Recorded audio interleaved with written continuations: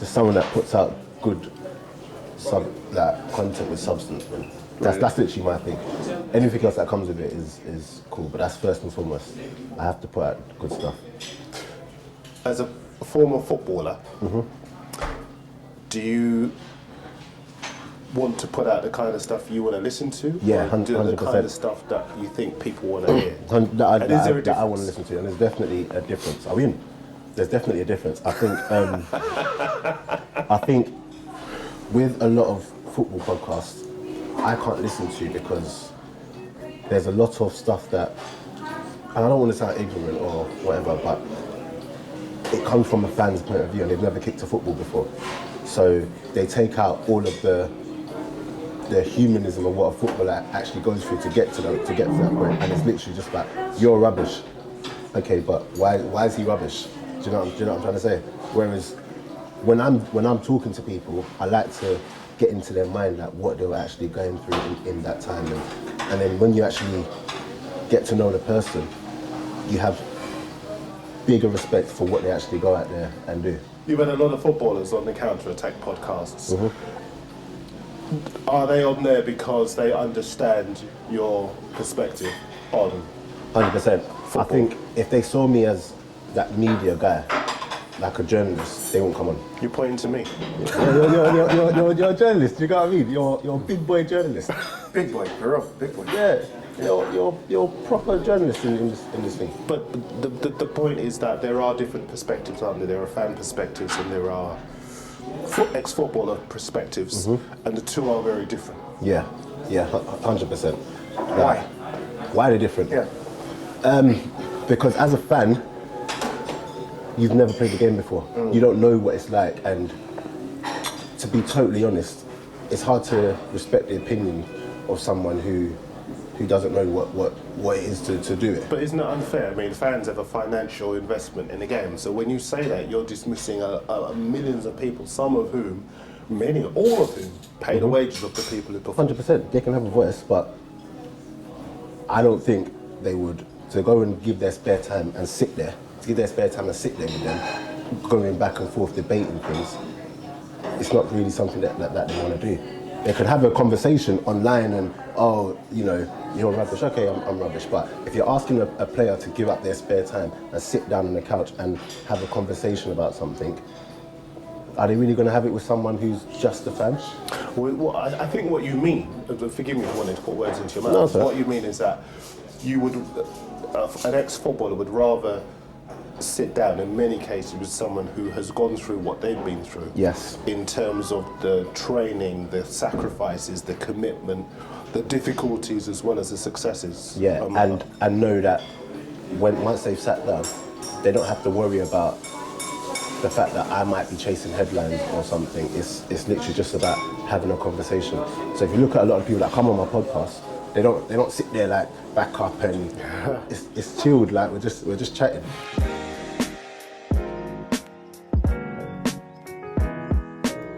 Yeah, boxers say exactly the same thing. I have a boxing YouTube channel, and boxers routinely tell me, it's like you've never been in there. You've never been hit in the face. You've never understood what it's like to get a body shot. So you don't understand what we're going through in the ring. So how can you give your opinion on that? How do you feel about that, having never been in the ring and a boxer saying to you, your opinion isn't effectively valid because you've never been in my shoes? I actually understand it. You're not offended by it? No, not really. I think my opinion's valid, but it doesn't hold as much weight as someone that has been in the ring. And I fully agree with it. It's easy for me to be on the outside looking in and say, you should have done this, you should have done that, should have done this, when you've never actually tried to do it yourself. And I think that's, I think it's key, which is why I now go to boxing gyms to try and soak up as much information as possible. Maybe a bit of sparring, maybe hit the bag, just so when I do discuss them, I have some sort of understanding as to what they're going through. Do you think that the way we consume, I was going to say football, but sport, has changed for that reason? People are now, almost ex-pros are involved in the media process, if you like. They've changed the way we look at sport, we consume sport, because people want to get it from, well, as you say, ex-pros want to speak to people who've had the experience, But also, you have fan TV. Fans want to listen to fans who understand the fan experience of sport as well.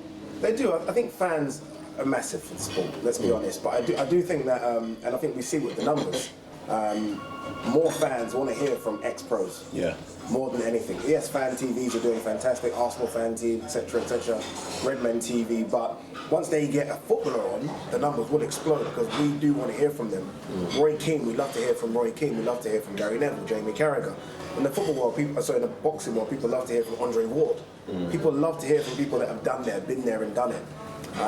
It's almost like the blue tick on Twitter, they're verified. Let's hear what they have to say, they've done it. Whereas fans, yes, we all have an opinion, but there's still there's still that disconnect. So once you get the actual, like, you love boxing, so if you get an actual boxer, it's like, okay, I'm a fan. Everything I love about the sport, you know it, you've lived it. Let me hear from you, and it bridges that gap straight away. That's it. That's the term, bridging the gap. By the way, don't apologise for interrupting him. He's fine. Yeah. How do you consume your sport now? Has it changed over the years? Are there stations you do and don't listen to? Do you prefer... well, you tell me. Do you read newspapers? Don't read newspapers. Why? Don't read newspapers. I write for newspapers, so why don't you write for them? Maybe it's because I write for newspapers, but why don't you read newspapers? Because a lot of the time, the information there, again, is coming from... Okay, so my background is football. So there were things written about me when I was younger, but written about me where no one's ever spoken to me, but they're writing something, and then you're sitting there thinking, and then the older you get, the more, just generally speaking, when it comes to newspapers, a lot of it is lies and propaganda. Like, you don't know how much is actually true. Do you get what I'm saying? And at the end of the day, the end goal is to sell. So you're going to write whatever you need to do, or write whatever you need to write in order to sell that paper. See, the instinctive thing for me to do is to defend newspapers, but I think there is a case to point out, which is that when I was younger, newspapers, people writing in newspapers didn't look like me. Yeah. Exactly. So, and I know, for example, before I started, they still don't. Let's not kid ourselves. No, absolutely. And so when I started in newspapers, I used to always get frustrated before I went into newspapers when I used to read interviews with players who say, if I wasn't a footballer, I'd be in a gang or I'd be a drug dealer and whatever else, as though they are our only life choices. Yeah. You know, we have better life choices than those. And it used to frustrate me that people who weren't from our backgrounds, shall we say, used to lap that stuff up. Yeah. So I understand what you say when you say that I used to read newspapers and I didn't feel represented by what I was reading, or I didn't think it was an accurate portrayal, or that there was enough of an understanding about the culture that I come from. Yeah, I can see what you're saying with that. An inconvenience right now, in this day and age, to sit there and pick up a newspaper. But see, that's where I disagree. I mean, I would always encourage people to read newspapers because, in fact, in this day and age, there is a greater emphasis on accuracy because we've got social media to call people out if they are inaccurate. Footballers can go on social media and speak directly to the journalists who write about stuff that they are not happy with. But when I say inconvenience, it's me saying I'm never in a space where I can pick up a newspaper. I ride my bike to work, I go to work, I sit on my desk, I go home. The newspaper isn't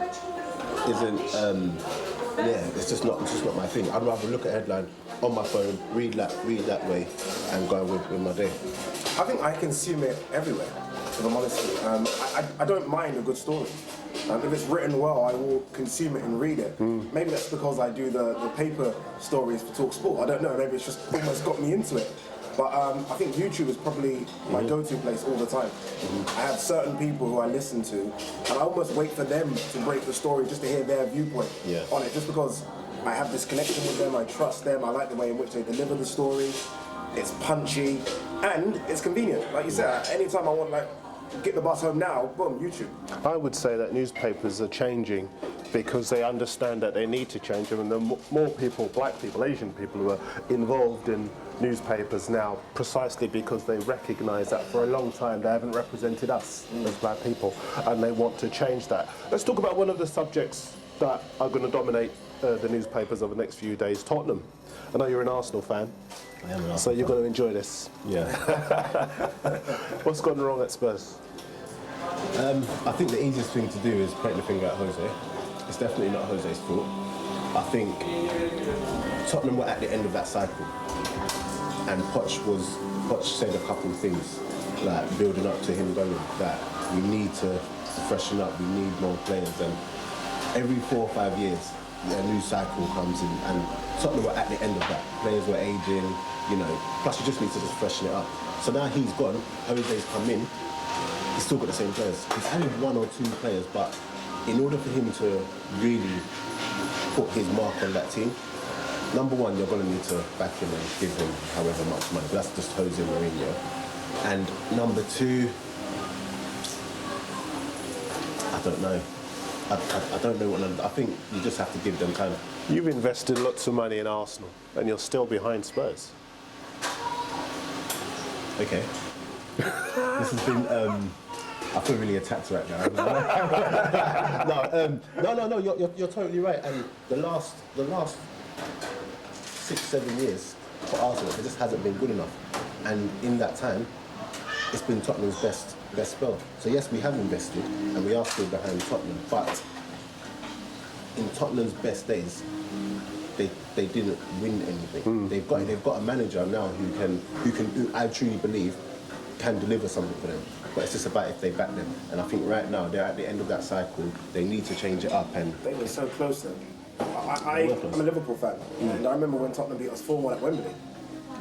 Liverpool 6 months later went out and got Alisson and Van Dijk. Exactly. And we then pushed, and Tottenham stayed still. And I look at Liverpool, and we talk about their manager never won anything. Liverpool obviously only won the Champions League. I have to say only one. Jurgen Klopp won the Champions League. We were that close though to being Tottenham. Yeah. If Tottenham beat us in that Champions League final, that's that. Yeah. Then it's the other way around. Pochettino gets held as one of the greatest managers ever, and maybe people start questioning Klopp. That's the thin line. We went and spent money, big money. I mean, everyone talks about Jurgen Klopp not spending money. He spent big money. Tottenham didn't go and spend big money. I thought they brought in Mourinho as almost a stopgap. I don't think of Mourinho as a 5-year manager that's going to rebuild and change. He never rebuilds. Everywhere he goes. He adds a couple and that's it, and then he's gone. He's not a rebuild manager. So I think, yes, he might win a trophy. That's what they want. But in the end, how long is he going to be there for? Is he going to rebuild? Is he going to get those players in again? Don't know. Plus, they are missing in Harry Kane, now Son. They are missing a massive part. Yeah, you take their 2 team. strikers out of any team in the Premier League, any team in the world. They're 2 best goal scorers. What do you do? 2 best goal scorers. Problem is, you look at the Liverpool side, 0 players in the starting lineup from the team that Klopp took over. Yeah. You look at the Spurs team, 5-6 players in the starting lineup, or effectively first teamers from when Pochettino took over. 5 years ago now? So it just tells you that Liverpool, as you say, have been very decisive and Spurs haven't. Yeah, no, they've needed to, like I said, there was a point where they had to buy players, and they haven't done that. And Pochettino, he was very loyal to his players as long as they continued to perform for him, and they were. But then it got to the point where they almost weren't performing for him. We saw Christian Eriksen. His head was gone from the beginning of last season, but he was still there. Toby refused to sign a new deal. He was still there. So at the point where they got to really, really close. So even last summer, that's where they should have been like, you know what? Let's inject the money. But they didn't do it. You say that, sorry Darren, you say that, but let's not forget it's a £700 million stadium. Where's this money coming from? That you can't have everything. I remember Arsenal when they moved from Highbury to Emirates, and everyone was saying, spend money. Everyone was like, oh, look at this beautiful, shiny new stadium we've got. That is the money. Yeah. And I thought at Tottenham, right now, they might have to kind of, just play it safe with 20, 30 million pound signings. They're not going to go and break the bank. They've never broke the bank. No. They've never went out and spent 50, 60, 70. That's not what they do. Pochettino's done so well, even getting these players for 25, 30 and turning them into the Ericssons of the world that can go on and do stuff. Again, I think they were so close, and it's thin line between that top 4, top 5. It really is. And they've just missed out. That's it. Your objective, who's the biggest club in London at the moment? What's the club in London with the biggest prospects of being able to win silverware, say, in the next 18 months?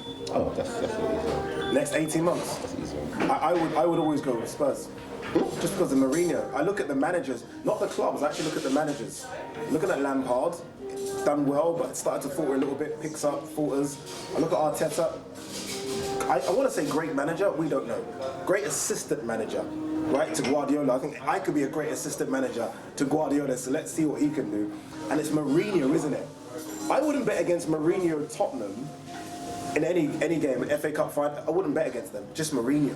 You always think he's got a chance just because of him. He's staring you down. No, when he said, because the way I look at it, maybe Roy Hodgson, Crystal Palace.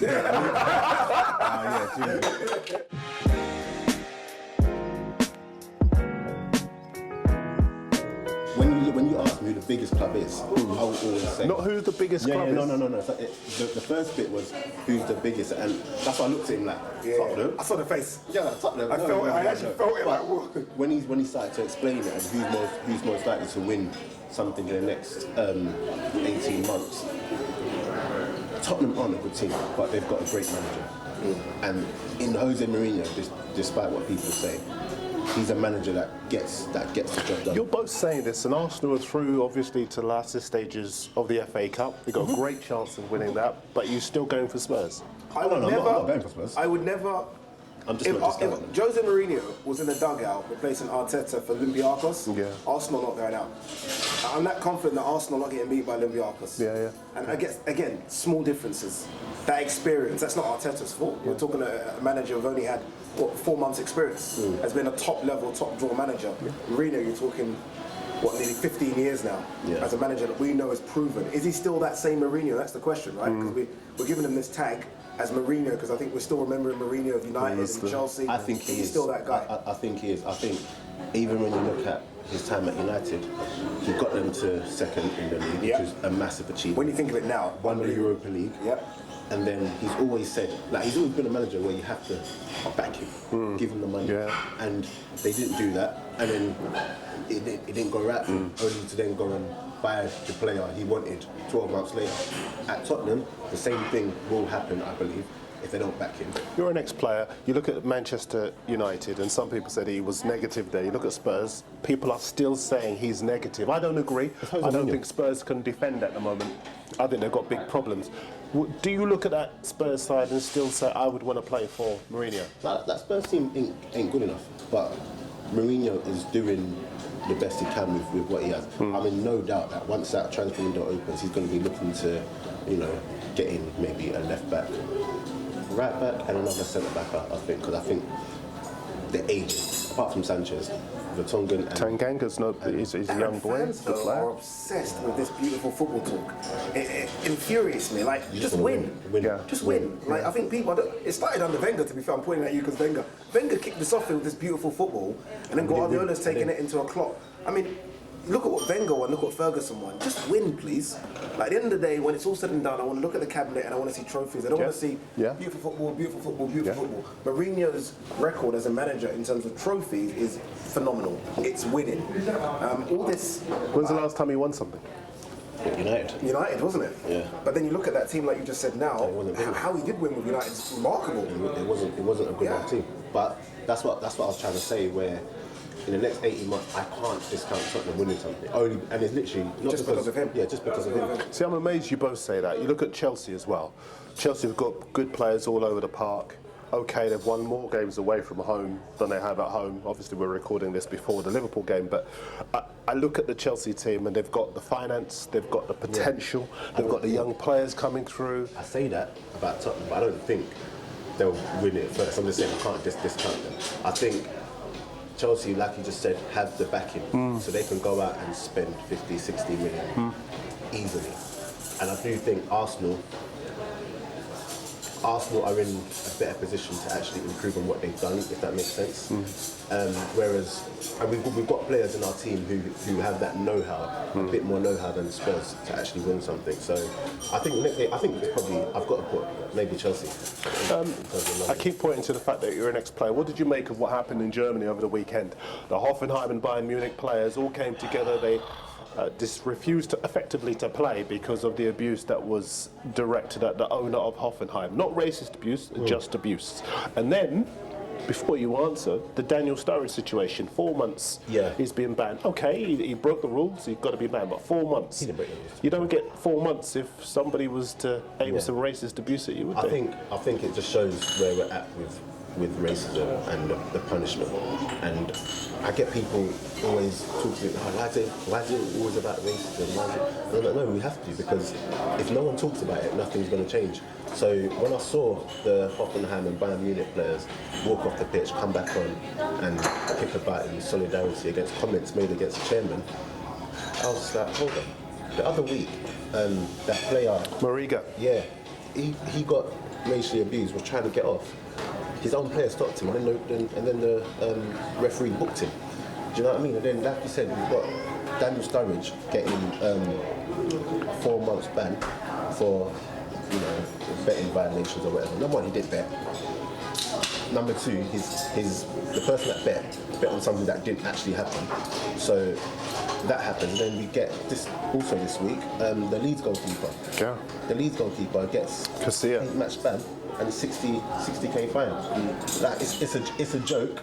I'm gonna keep saying it's a joke, but do I actually expect things to actually change anytime soon? I have to say no, because we're so far away from any real change and any real sort of punishment being applied. That's the only way I can look at it. A picture came out the other day of the lawmakers, the FIFA lawmakers. Yeah. Did you see that? Yeah. These are the people who are pushing for change, and pushing for change on the rules, not on the statutes. Pushing for change on the rules, regardless. I think if you're at any level, if it's not diverse, it's nothing's going to change. That picture is the trouble with football. Yeah, massively. And I'm so happy that it's been retweeted thousands and thousands of times. Everyone's pointed out the obvious. There are no black and ethnic minority people in there. Who just don't exist in that football world. That Hoffenheim Bayern Munich situation was unbelievable. It shows what can be done. So now that even highlights even more how much people above don't care. And as you say, the Marega issue in Porto, where his own players trying to force him not to go off, it's just unbelievable. But it wasn't unique, was it? I mean, we're seeing it with Balotelli. We're seeing England's players continue to play on it, even after threatening that they would walk off if they were abused in Bulgaria. I'm still confused as to why they don't walk off. What's the issue here? I don't think walking off will change anything, to be honest. No, but what it does do, it scares fans that if you do say anything, they're off. There is no more football. I'll tell you why I don't think it does, and because I still play so professionally. So I'm at Haringey Borough. We walked off earlier in the season against Yeovil. Oh, was that your team? Yeah. Interesting, okay. FA Cup game. Walked off. They walked off too. The only punishment that happened, in fact, there weren't really no punishment. We had to replay the game, but that was it. The Yeovil themselves didn't get kicked out. They didn't get fined. Nothing happened. We just had to replay the game, and we both walked off, and that got a lot of media attention. So my thing is that we both walked off. Yeovil should have been kicked out of the cup because that's the only way they'll learn. Nothing happened. We replayed the game. They beat us. Happy days. Everyone goes. Do you know what I mean? Let's play devil's advocate though. Les Ferdinand spoke to him recently, and he said, forget the football, this is a society thing. We're trying to put too much pressure on these young footballers to try and make a difference, and people in football to make a difference, but we know it's a society thing. We've all grown up in and around England or London. We know this is the norm in everyday society, so why are we putting so much pressure on football lawmakers or footballers or referees or whatever to kind of do something that is a problem in society that just gets chucked to football for 90 minutes then goes back to being a problem in society? I think the reason why is because football's so massive here, and it's, for a lot of people, you can say it's a society problem, but a lot of people don't see it in society. You see it in society because you live it, but a lot of people don't live it. So if what you do live, football, is there, and we hold it in such high regards, we should actually challenge people there to actually make a difference. We watch Pogba, we watch Sterling, we watch the Lingards. A lot of people who are outside of the race look up to them and take influence from them. So if they can come out and say something, it will resonate with a lot of people that, you know what, I guarantee if Pogba was to come out to them and say, the way you treat me is really bad. The way you treat other black players is really bad. A lot of people would be like, wow. Whereas in their everyday life, they wouldn't hear that. So that's why I think, even though it is a society problem, and until things change in society, because they have so much influence. Because they have so much Millions of influence. followers. You have to. I agree with you both, and I think that from my point of view, people, as you rightly say, so why do you talk about football racism all the time? Why do you report on racism? Why do you cover so many stories about racism? For us, it matters. For us, it's our lives. You know, people get up. I remember before Brexit, I'd see people getting up in the morning, correspondents reported on every aspect of Brexit from the morning to the evening. The following day, morning to evening. That's just a story for them. This is our lives. You know, they'll say, well, Brexit, obviously, Britain being out of the European Union is their lives. Well, this is very much our lives. We want to be able to make life, not just football, life better for black people. Yeah. Who are watching this show, who are in some cases the only person in the room at work or at school or on the pitch or whatever. So from our point of view, it is important for us to be able to highlight the disparity between issues like this in Germany, in terms of the punishments that are heavier. If you have financial irregularities, if you break the rules at FFP, you get docked points. Yeah. But if one of your players is racially abusive, you don't get points docked. So there are so many imbalances in Should football. clubs be punished for idiotic fans? Yes. Yeah. 100%. 100%. The fans are going to, the only way to really affect anything is when you affect The majority. Yeah. So when I said the Yeovil stuff happened, a lot of them fans, it's banter for them. But if they realise, hold on, if we do this, our club gets kicked out. It will lessen it a bit more. Daps, talk to us about what happened inside the dressing room when you went off during that Yeovil game.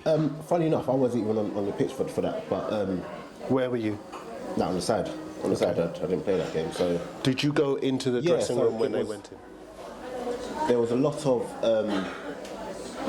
heads down.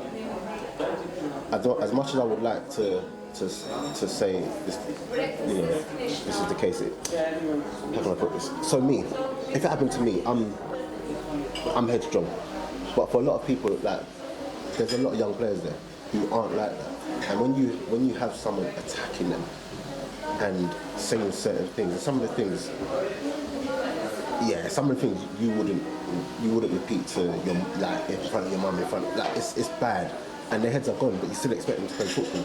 And then you have a lot of them thinking, hold on, is it my fault that this game might be called off? Do you know what I mean? There was one player in particular, some of the stuff that got said to him, he's such a good player, but in that moment, he didn't know how to play football anymore. Yeah. He's gone back into the changing room and it's like, wow, why am I getting, like, why do they, it's almost like, why do you hate me so much? That's the thing, isn't it? Why do you hate me so Why? much? Do you get what I'm saying? And then had someone, the keeper got spat on and his head was gone. And this is a keeper who's played at the highest levels in Portugal, around the world. But in that moment, he got spat at, and it was bad. Why did you agree to play the game again? I think, me personally, it's out of my hands. It's not me. It's out of my hands. But if that's what the FA is saying, then you can't really dispute it, because at that point, I think Tom, the manager, his hands were tied. If he refused to say, if he said no, then all that would happen is that Haringey, just Go through? no, Yeovil goes through. Yeovil goes through, yeah. Yeovil goes through. So it's not a thing of you can just say no, don't play. It's one of those things where it's like, okay, this is what they say, and you trust that they will come to the right decisions in the first place. So when it will happen, it's like, you know what, it's in the hands of the FA, we'll see what happens. Nothing happens. And this is my problem, you see. I mean, I've been around for a lot of years where I've heard people say, leave it in the hands of the authorities, don't do this, don't do that, trust that the authorities will do the right thing. And they never do.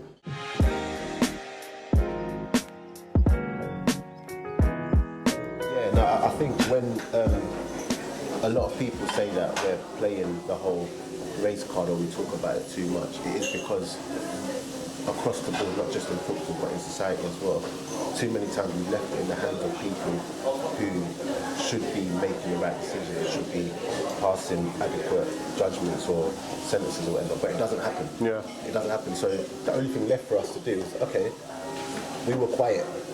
Now we have to actually keep talking about it. We actually have to keep bringing it to your attention. So me, any little thing that happens, retweet. No, look at this. Because when we weren't doing that, everyone, everyone's just thinking everything's all good and we don't have to do anything. So. And this is when people say we've made great strides. We only make great strides because people aren't talking about it. Yeah. People aren't complaining because they think if we complain, people will say we have chips on our shoulders, we're playing the race card, we're doing this, we're doing that. And people get complacent and comfortable and believe wrongly that we've made progress when we haven't.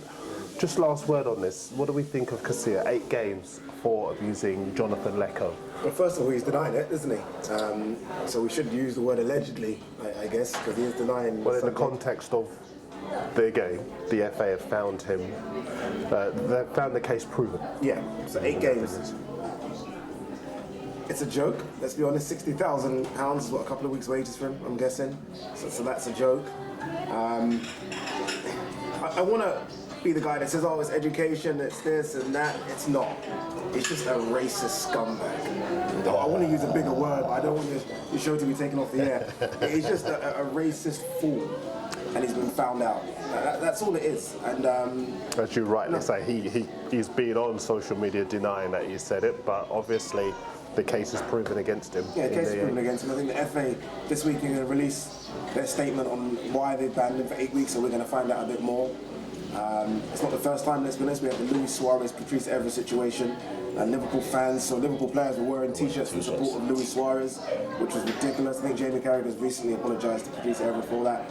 So, I mean, if professional footballers are doing it to each other, what can we expect from fans in the stands? I mean, what does that say? Well, I'm not even here to say whether he did it or not. I've had Leeds fans come at me on social media, because I think I retweeted it saying 8 games is not enough. So what do you mean 8 games is not enough? You don't even know what he said. And I think that's what's happening now. So Leeds fans are obviously going to back him, because I remember the way Liverpool fans backed Luis Suarez, and then it just starts to get bigger and bigger and bigger. A wider question, is tribalism the problem with the fight against racism? Everyone is against racism until one of their players Of course. That's I remember as a Liverpool fan back then when Luis Suarez said those things to Patrice Evra, and I was still defending Luis Suarez. I was like, no, it's Liverpool. Like, he didn't say that. He couldn't have said that. You were defending him? Not defending him, but I was almost like, he couldn't have said that. No way. I was like, no, it's impossible. I'll tell you how you know, yeah, because when Luis Suarez and Evra happened, so let's say Liverpool fans were defending Luis Suarez, but when the John Terry, Anton Ferdinand thing happened, they're alright calling John Terry a racist. Yes. Do you get what I'm saying? Yeah. Just because they don't really support him. And he too denied, obviously, abusing, racially abusing. My thing with the whole Casilla situation is that I'm not here to say whether he did it or he did not do it. At the end of the day, the FA found him guilty of it. So from when you find him guilty of it, proven. They found the case to be proven. Okay, that's the language they used. My next thing is, okay, the judgment has to match what you've said he's been proven to have done, whatever. So what would the judgment be for that? In my head, you know what it is? I need to see something where it's like, someone needs an example set. Stiff. Yeah. And no, it's good. You're out for another season. Yeah, because for a lot of players, I know this for a fact, 8-game ban is a jolly up for them. 8-game ban. Holiday. This time of the year. Yeah, holiday. I'm alright with that. Yeah. Really? Yeah, I'm alright. He'll come back for the playoff final possibly, or whatever. It's been a long season, you know. A long season. 8 games out. He comes back, playoffs, like you said. But isn't it hard to stay fit during 8 months? Isn't it hard if you? Yeah, I don't know. You go away, you have some fun, you come back. He's not going to spend 8 games just having a jolly, but he'll still be training with the team. Yeah. You're not going to lose all of that fitness in 8. And at the end of the day, he's still a professional, so he's going to want to stay on top of his game. But 8 games, it's been a long season. That's a jolly up. I'm not saying for him. For a lot of players. I actually think the media is taking it too easy on him. Of course. I mean, I look at the back papers, and I remember as I was going through the paper thing, the TalkSport, it was that. In the back, right at the small, the bottom, it wasn't right big front centre, it was like in the corner. Yeah, but to be fair, I mean, that was my piece, and my paper. So I'm going to cover it. That was a splash, that's a Saturday splash headline. Okay, Hey, look at that. You're the problem. Front and centre, the biggest thing. You're banned. Okay, but a quick question on that then. So you said you're the one that wrote that. Do you not ever say to them, or do you not have the power to be like, this deserves more?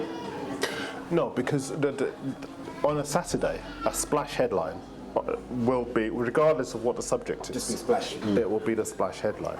And you have to factor in, there was a Friday night game, which I think it was Norwich-Leicester. Yeah. Norwich won that game, so that's a back page story with a picture, and would be regardless of what the result was. And there was another story on the back as well. In fact, the Daily Mirror were the only newspaper to have it on the back page. That surprised me more, because I thought it was worthy of a back page presence, and it wasn't a back page presence for a lot of papers. But actually, I was happy with the people at my paper for the fact that they treated it seriously, as they should have done. But I'm glad to see that you both approve. We both saw it, at least, for people that don't read papers. Let's round off this one. 18 years since Dennis Bergkamp's goal against Newcastle. Jeez. Absolute banger. But also last weekend, Jordan Flores for Dundalk. Saw it. Terrific goal. Could be the greatest volley I've ever seen in my life. And we've seen Van Basten's and all those. You know, sometimes what we do here, we have these memories where nothing can surpass what happened 30, 40 years ago. Like Ronaldo and Messi had to get like to 1,000 goals before we started realising they're two of the greatest players ever. That volley was unbelievable, and it was top corner. Yeah. And I heard he done something similar a couple of weeks back. Yeah. So this is not just a one-off lucky little techers like, what was that former Arsenal player? I can't remember him. Played for Blackburn as well. Was it David Bentley? David Bentley, who used to score a couple of volleys. Everyone used to say it's a one-off. He never does that kind of stuff again. I think he done Tottenham against Arsenal. I think that volley there, Stupid. It's ridiculous, isn't it's it? stupid. And everything about it, from the shape, the connection. Like, do you know how hard that is? Bro, Balance, technique, connection, that's a hernia accuracy. Right there, you know? That's a hernia injury right there. I'm throwing my brain up. My brain is gone. My brain is gone. Like, it was ridiculous. And just as a lover of football, because I love football, like the art. That's when you mention man like Bergkamp, he's my favourite player ever. Yeah. Well, he'd be up there. Yeah. Is he really? Yeah. I don't know if that's on the topic subject, but I've got to chuck in my favourite player after you gone. Yeah, because it's artistic. Do you get me? Like, but it's for different reasons. Yeah. Like growing up, Andy Cohen and Ian Wright, I like. Yeah. But my favourite player ever in life is Dennis My favourite Bergkamp. player ever in life is R9 Ronaldo. I don't think it's actually been a player that's better than I've ever seen. No, he's the best. He's the best. I'm happy you said this. No, agree my favourite. So when you like. Okay, like Gerrard's mind, for example. Yeah. So certain goals that you see, like that man from Dundalk, you can see them and just be like, oh, you know what? You have to just absolutely after that. You mentioned Dennis Bergkamp's goal against Newcastle. I was a young, I'm 32 now, so I must have been about what? What's that? 14. 14. That's when you're still in school playing football, yeah. And in that moment, I remember watching that. In that moment, I remember saying, no, my older brother come in later and was like, oh, did you see the goal? Because he didn't watch the match. And I remember in that moment saying to him, I can't believe what, like, I knew that was special. That was art. Do you know what I'm saying? So when I see certain things like that, I can, and even the way he held the Newcastle player off, that little strength, like, get off me, like, you're not even... I posted it. I posted that goal. Fantastic. You see, we use words like technique and balance and connection and accuracy. With Bergkamp, it's balletic, it's artistic. Yeah. And even if you look at that goal now, you still can't quite grasp what you're seeing.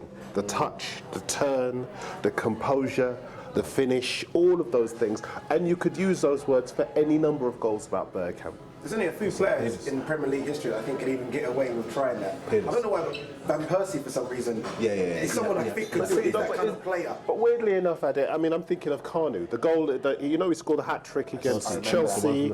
Yeah, and he scored the one the other touchline. He's got no right to score it. Outstanding goal. I mean, there are any number of goals. I'm just trying to think of not just your favourite goal, but your favourite player, but your favourite goal.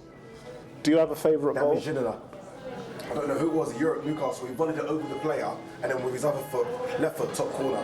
The player's come to him, right foot over, boom. Unbelievable. Like that. So funny. I have two, and both involved Dennis Bergkamp.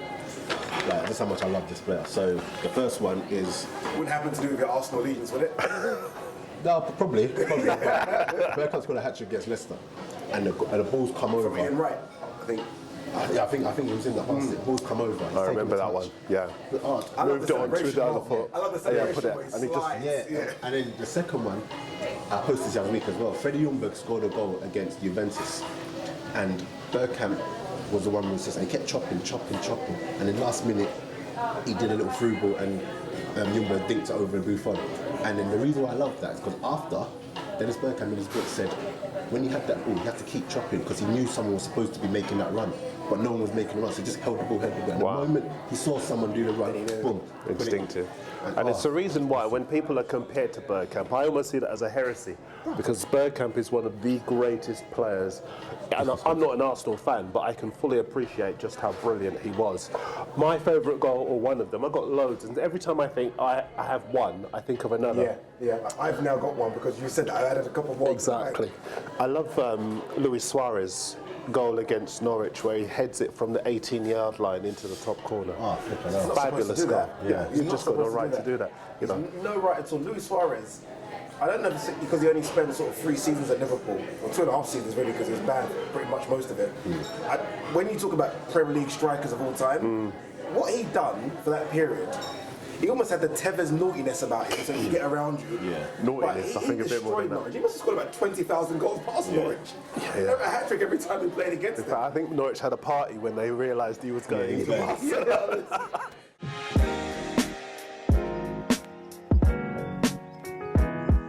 So defeat to Watford at the weekend, not just defeat, humiliation at the hands of Nigel Pearson's resurgent Watford team. So after nearly losing against West Ham and obviously being beaten by Atletico Madrid in the Champions League knockout stage first leg, are the wheels coming off for Liverpool? Absolutely not. Honestly, absolutely not. I guess it shows how far we've come as a club under Jurgen Klopp, that a win against West Ham, people starting to pick through a win nowadays. Is that what you do? You pick through a win? And we lost to Watford, where everyone played rubbish. I mean, as a Liverpool fan, you ask me, you ask any Liverpool fan, start of the season, where would you... This is dreamland right now. We've lost twice in nearly 2 seasons. Twice in the Premier League in 2 seasons. I'm going to complain about Watford. You dropped 2 points all season in 27 games before the Watford game. Yes, we can all go through every single team and say, oh, but you should have lost that one and that was close. We didn't. We always found a way, and everyone keeps reminding me of Fergie's teams back in the 90s and the noughties, and even Arsene Wenger's teams under Arsenal. Always found a way to win. Are you bothered that the invincible, or the potential of an invincible season has gone? Slightly. Really? Slightly, but I won't be bothered when May comes and we're lifting the trophy. And that's it. As a Liverpool fan, I'm 38, so I was 8 when we last won a trophy, so I couldn't take all that in. I've taken in Champions Leagues and FA Cups, but I can't take that in. Someone did remind me, we're going to quickly get this in, that when Man United lost to Newcastle 5-0, and that famous Albert Lock, who cares? They went on to win the league. They went on to win the FA Cup. No one remembers that. So I think we need to kind of stop getting carried away. You're a Liverpool fan, Darren, stop it. And just realise that we are going to do what we've set out to do, which is win the Premier League. And that's is it fascinating for you that Arsenal fans are happier about Liverpool not matching their unbeaten season than they are about their season so far? I'm very happy about that. You're happy about...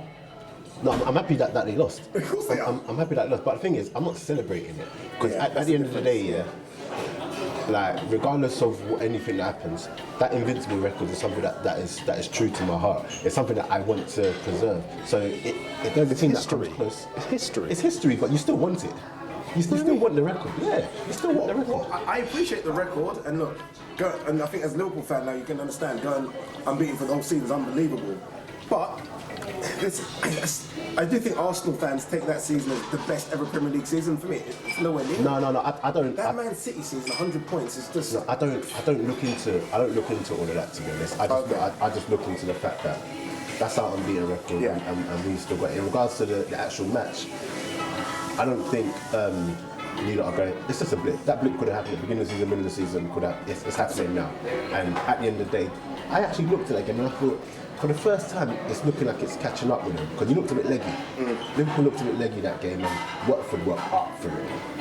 And there's fine margins. Do you know what I mean? There's fine margins, and Watford were just funny you said it because Klopp's always said this. Like we had a little break, I think like around September, October in the season, and Klopp's always talked about this winter break because everyone said they've come back from winter break, they're looking leggy. Klopp said the winter break isn't about now; it's about April, May when those big games come. That each team will have legs, not about the immediate games after.